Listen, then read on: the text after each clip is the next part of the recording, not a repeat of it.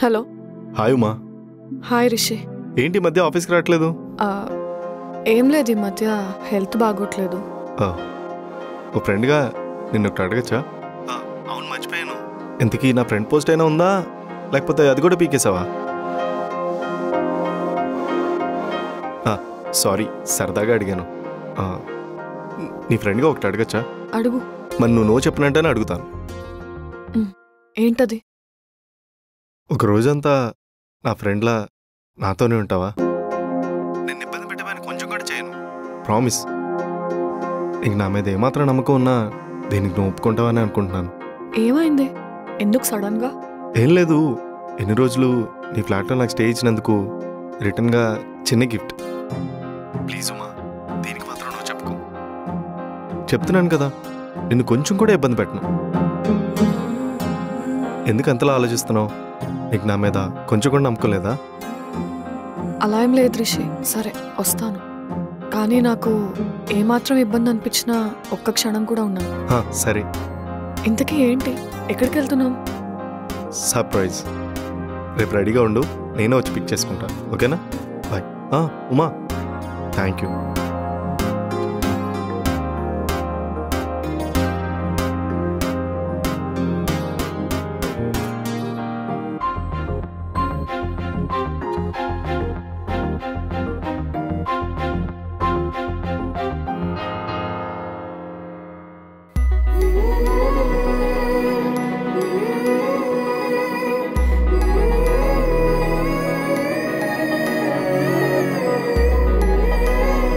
Hi Uma. Hi Rishi.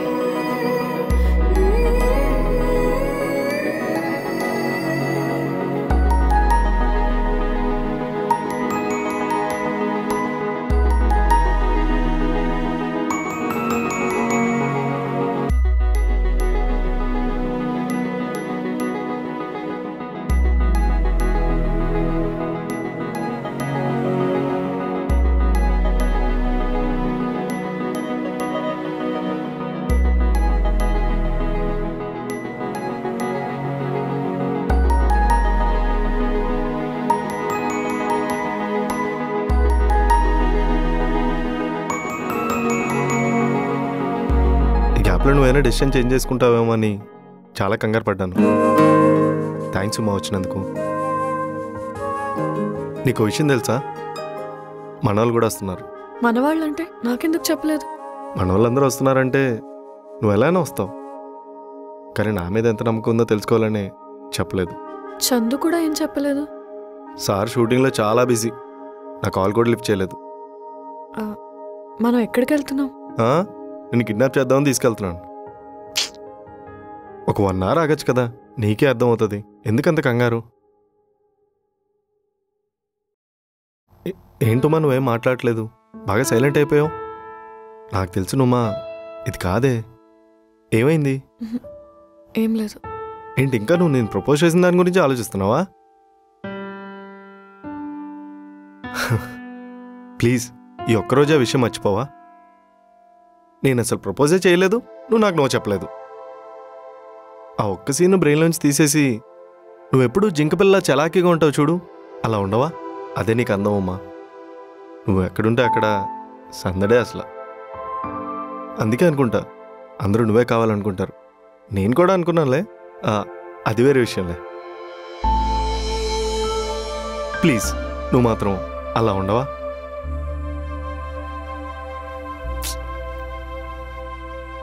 పోలకు పని చేద్దామా? నేను సాంగ్స్ పెడతాను, అప్పుడు నీ సైలెన్స్ నువ్వు కంటిన్యూ చేసుకో. ఇప్పుడు ఇంకా బాగుంటుంది.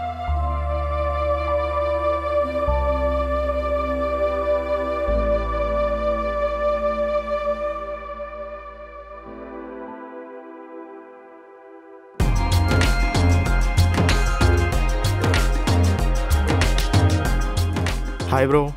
Hi ma'am. విక్కీ, బ్రో ఏంటి? రిషి ఇప్పుడు CEO, సార్ అని పిలువు. Hi sir. Hi Uma madam. Bro పాట భలే ఉంది బ్రో, సౌండ్ కొంచెం పెంచావా? పోలేరా, నువ్వేనా వైబ్ అవుతున్నావు?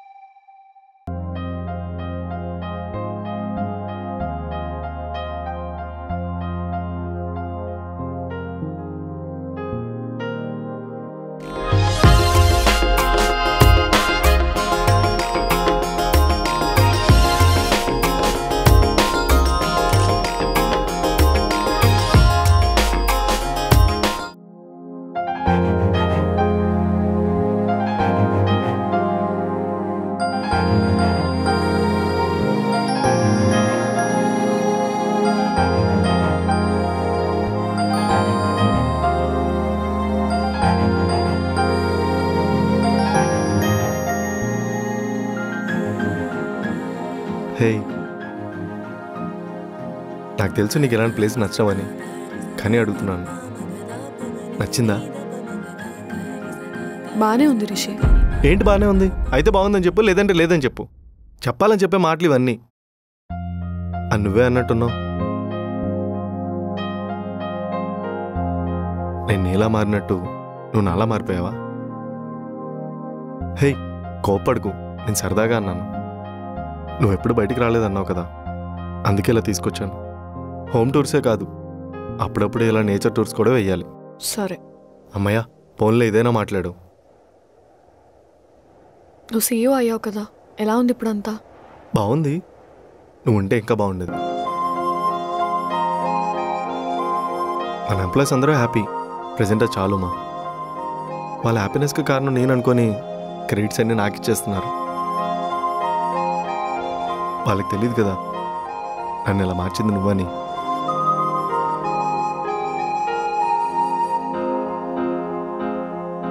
మీ ఫాదర్ నన్ను చూసి 6 months అయినందుకో ఎందుకో తెలీదు, నా దగ్గరికి వచ్చి I'm proud of you Rishi అని నన్ను హక్ చేసుకున్నారు. అప్పుడు అనిపించింది చందు చెప్పింది కరెక్ట్ అని. ఆ అదృష్టం అందరూ దక్కేది కాదు కదా. నాకు 5 ఏళ్ళ వయసులో ఆయన నాకు టైం ఇవ్వకుండా చేసిన తప్పుని 25 ఏళ్ళు వచ్చాక ఆయన నీ దగ్గర పంపించి సరిదిద్దుకున్నాను అనుకున్నారు.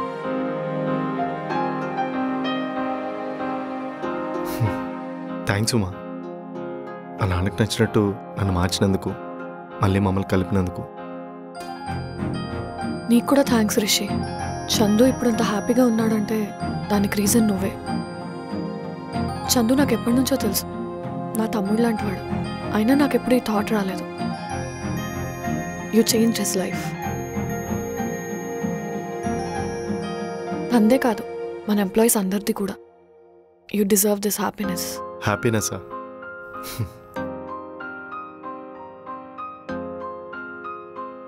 నువ్వు మళ్ళీ ఆఫీస్కి వచ్చేయచ్చు కదమ్మా.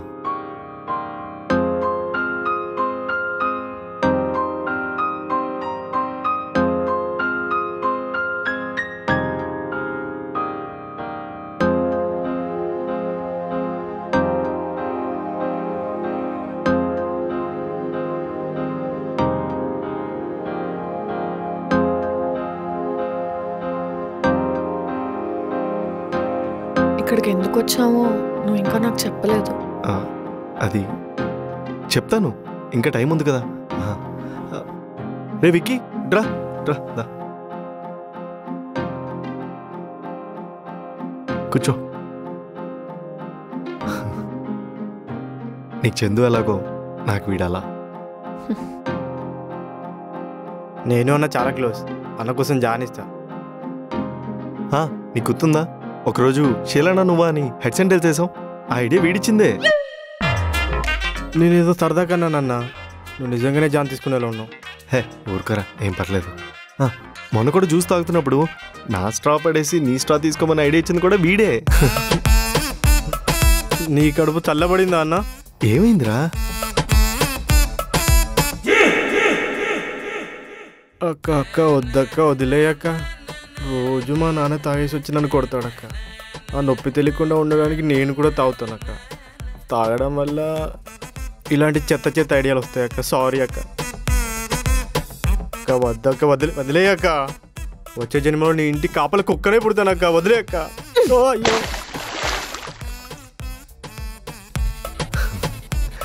వీళ్ళ కోసమైనా నువ్వు ఆఫీస్కి రావాల్సిందే. నువ్వు వీళ్ళని మిస్ అవ్వట్లేదా? వస్తా.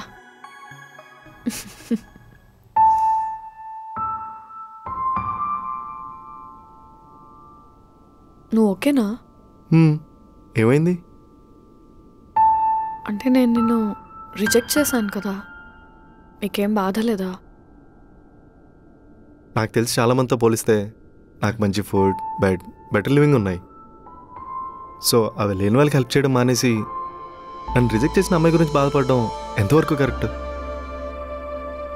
నువ్వే అన్నావు కదా, బాధలు ఉన్నప్పుడు ఎవరికైనా హెల్ప్ చేస్తే ఆ బాధ పోతుందని.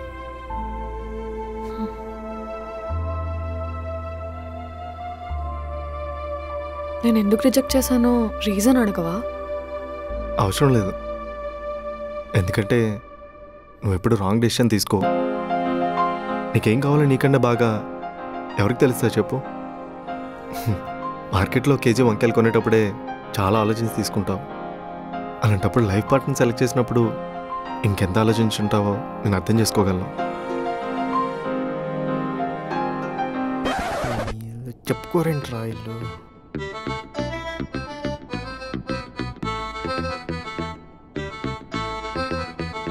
హలో చందు అన్న, నువ్వేమో షూటింగ్కి వెళ్ళిపోయావు. ఇక్కడ సిచ్యువేషన్ హ్యాండిల్ చేయలేకపోతున్నానన్న. అవునా? ఇద్దరు ఒకరంటే ఒకరు ఇష్టం ఉన్నా ఇంకా ఓపెన్ అవ్వట్లేదు ఏంటన్నా? సరే నేను చెప్పినట్టు.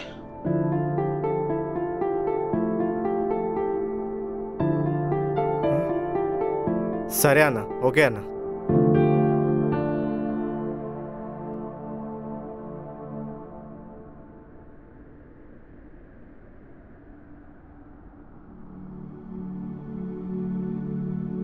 ఉమా, ఇక్కడికి ఎందుకు తీసుకొచ్చావని అడిగావు కదా. ఈ శారీ కట్టుకొనిరా, చెప్తాను. ఇప్పుడెందుకు రిషి? నువ్వు వెళ్ళు, శారీ కట్టుకొనిరా ప్లీజ్, వెళ్ళు.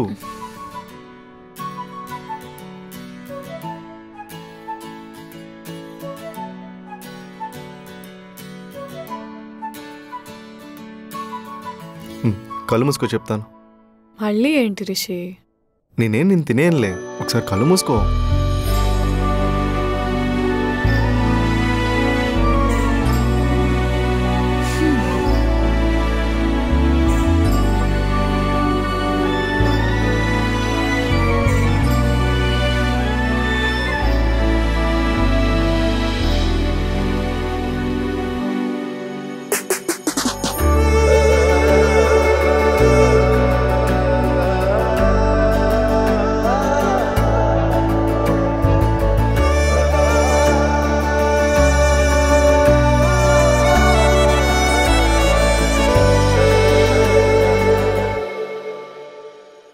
థ్యాంక్స్. అసలు నా బర్త్డే అని కూడా నేను మర్చిపోయాను. ఎవ్రీ ఇయర్ నేను నా బర్త్డేని ఆశ్రమంలో పిల్లలతో సెలబ్రేట్ చేసుకుంటాను. ఈ ఇయర్ మాత్రం మిస్ అయిపోయా. నువ్వు ఆశ్రమంలో సెలబ్రేట్ చేసుకోవడం నాకు నచ్చలేదుమా. ఏ? అక్కడ చాలామంది కిడ్స్కి వాళ్ళ బర్త్డేస్ ఎప్పుడో కూడా తెలీదు. సో నువ్వు వాళ్ళతో బర్త్డే సెలబ్రేట్ చేసుకున్న ప్రతిసారి ఇలాంటి రోజు వాళ్ళకి లేదని బాధపడతారు. మనం కేక్ ఇచ్చి వాళ్ళు హ్యాపీ చేయట్లేదు, మీరు నాలా బర్త్డే చేసుకోలేరు అని వాళ్ళు తెలియజేస్తున్నాం. అందుకే ఇక్కడ అరేంజ్ చేశాను.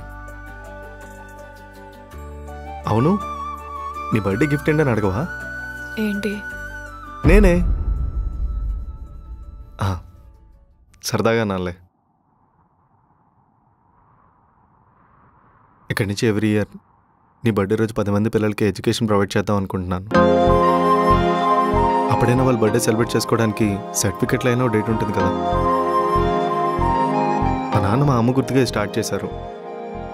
నేను నీకోసం ఇది కంటిన్యూ చేద్దాం అనుకుంటున్నాను. దయచేసి ఇది నేను ఇంప్రెస్ చేయడానికి అని మాత్రం అనుకోకు. జస్ట్ నీ మీద ఉన్న రెస్పెక్ట్తో మాత్రమే చేస్తున్నాను. ఇప్పుడు హ్యాపీనా?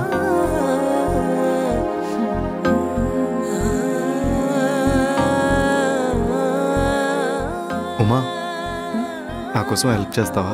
చెప్పు రిషి. రేపటి నుంచి ఇలాగే చైర్ కట్టుకొని వచ్చి చైర్లో కూర్చుంటావా? అదే CEO చైర్లో.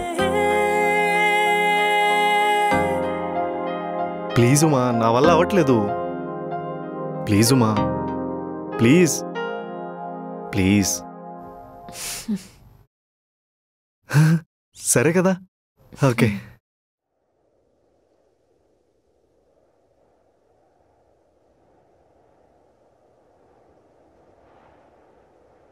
ఒంటరిగా కూర్చున్నారండి మేడం? ఊరికే. మేడం, మీ పర్సనల్ లైఫ్లో ఇంటర్ఫేర్ అవుతున్నా అనుకోకపోతే మిమ్మల్ని ఒక క్వశ్చన్ అడగవచ్చా? అడుగు విక్కీ. రిషి మిమ్మల్ని లవ్ చేస్తున్నాడని మీకు తెలుసు కదా. మీరు కూడా రిషి ఎప్పుడు ప్రపోజ్ చేస్తాడా అని ఇన్ని రోజులు వెయిట్ చేశారు. తీరా ప్రపోజ్ చేశాక ఎందుకు రిజెక్ట్ చేశారు మ్యామ్?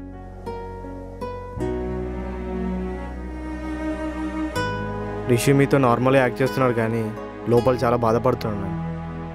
రిషిని ఎప్పుడు ఇలా చూడలేదు. తను బాధపడుతున్న విషయం మీకు తెలిస్తే మీరు ఎక్కడ బాధపడతారోనని తనలో తానే కుమిలిపోతున్నాడు మేడం. మీరంటే చాలా ఇష్టం మేడం. అలాంటి ఎలా రిజెక్ట్ చేస్తారు మేడం?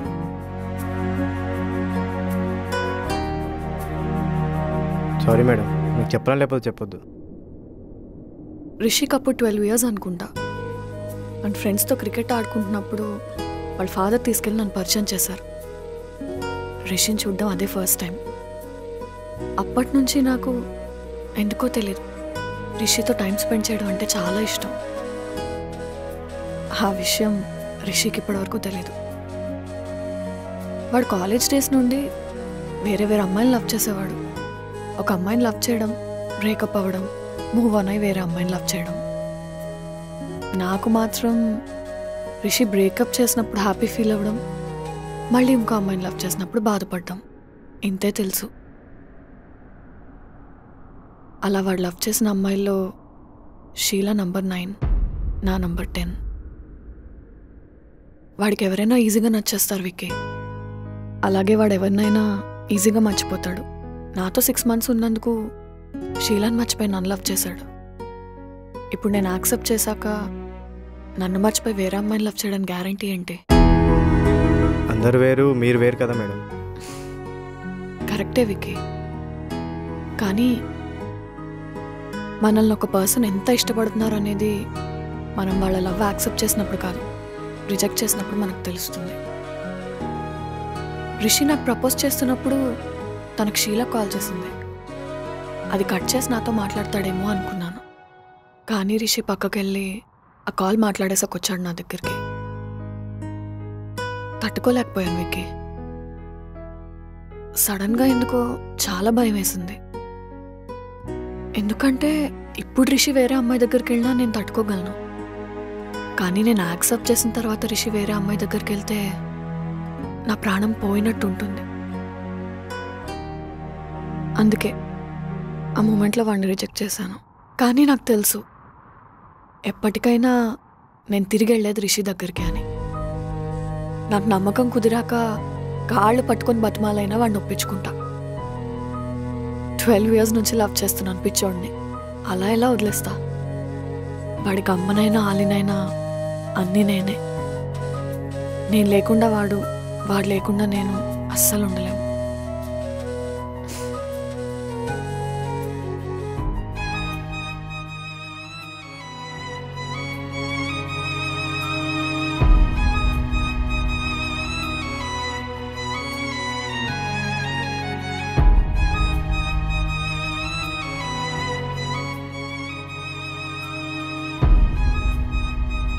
ట్వెల్వ్ ఇయర్స్ నుంచి లవ్ చేస్తున్నాను పిచ్చోడిని. అలా ఎలా వదిలేస్తా? వాడికి అమ్మనైనా ఆలినైనా అన్నీ నేనే. నేను లేకుండా వాడు, వాడు లేకుండా నేను అస్సలు ఉండలేను.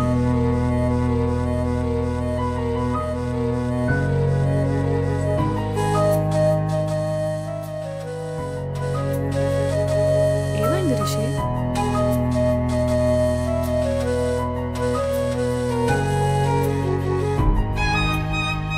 నువ్వు నన్ను లవ్ చేసిన దాంట్లో ఒక 10% అయినా నేను లవ్ చేయగలనా? అలా ఎలా ఒక మనిషిని 12 years లవ్ చేస్తారమ్మా? వాడికి అర్హత ఉందా లేదో కూడా చూసుకోవా? నేను శీలన లవ్ చేస్తే అంత వెళ్ళిపోతే నీ లైఫ్ అంతా నా కోసం ఆలోచించి నీ లైఫ్ స్పాయిల్ చేసుకుంటావా?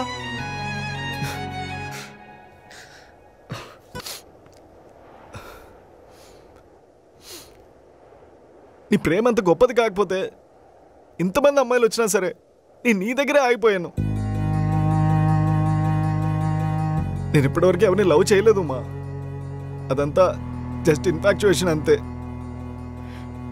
డబ్బులు ఉన్నాయి, 4 అమ్మాయిలతో తిరగాలని పొగరంతే. వాళ్ళు వదిలేసినా నాకు ఇప్పటివరకు ఏం అనిపించలేదు. కానీ నువ్వు దూరం అయిపోతావు అనిపిస్తేనే నా వల్ల కావట్లేదు మా.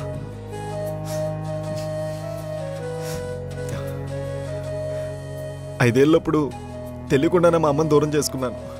ఇప్పుడు తెలిసి నేను దూరం చేసుకోలేను మా.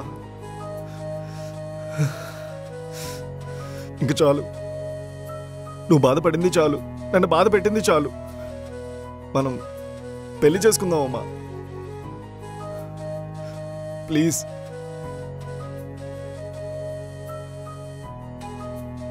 తిన్నావా? ఏయ్ ఏం మాట్లాడుతున్నావు నువ్వు? అడిగిన దానికి చెప్పు, తిన్నావా లేదా? ఆ కాకలేదు. ఇవే తగ్గించుకుంటే మంచిది.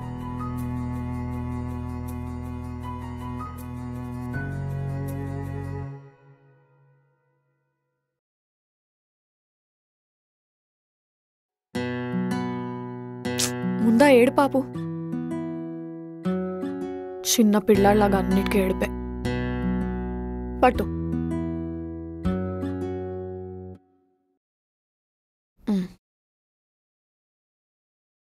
నేను యాక్సెప్ట్ చేసిన తర్వాత వేరే అమ్మాయి వైపు తలెత్తి చూస్తావా?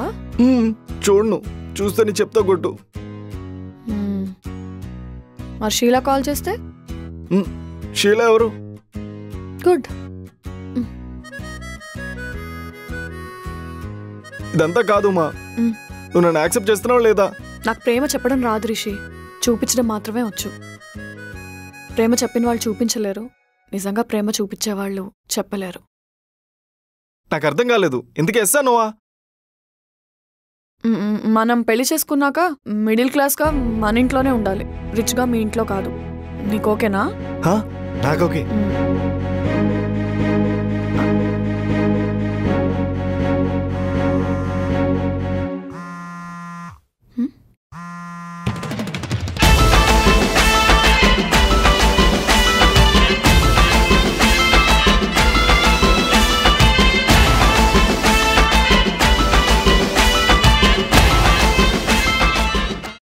ఒక్కటి చెప్తా, మనం సేవింగ్స్ ఎందుకు చేస్తాం?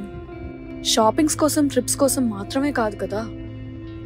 సో నేను ఒక డెసిషన్ తీసుకున్నాను. నేను ఇన్వెస్ట్ చేశాను ఏఎస్బిఎల్ స్ప్రింగ్స్లో. పోచారంలో 2 BHK flat just all inclusive 63 lakhsకి మాత్రమే తీసుకున్నాను. పీస్ఫుల్ ఏరియా, గేటెడ్ కమ్యూనిటీ, అన్ని కంఫర్ట్స్ ఉన్నాయి. Offer valid till 30th April వరకు మాత్రమే.